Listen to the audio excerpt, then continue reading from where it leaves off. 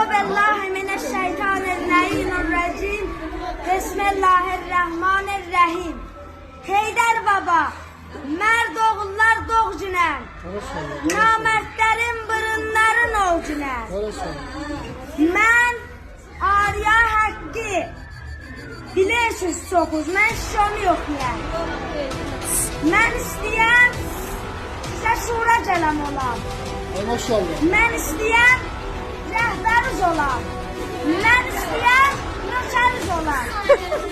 Mən qulağasız. Mən Arya Haqqı, yalan demərəm. Məslə huşyar təkir, məslə lütfü təkir. Yalan demərəm.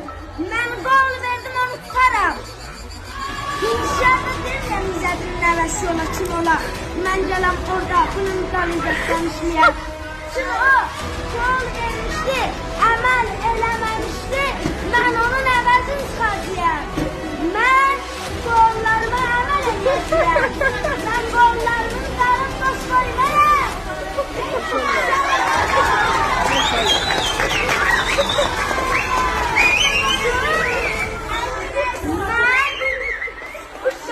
şəhadədən görəm. Yalan demərəm diyəcəm. Demərəm filan işi görəcəyəm, filan eləyəcəyəm. Məsələn deyəmmərəm, buranı çəmən eləyəcəyəm, çox adam deyil. Buranı çəmən eləyəcəyəm. Qudrətin var sənin, buranı çəmən eləyəcəyəm. Bura çəmən olmaz. Hətta onu yalanlara qulaq. Bura çəmən olmaz. Çox yalanlara inanmır. Çox, mən şey deyəmmərəm sizə.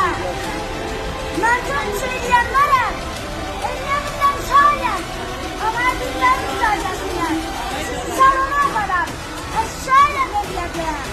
Mədrəsiyə dərsi vəsail gətirəm. Onu şayət eləyə bilər.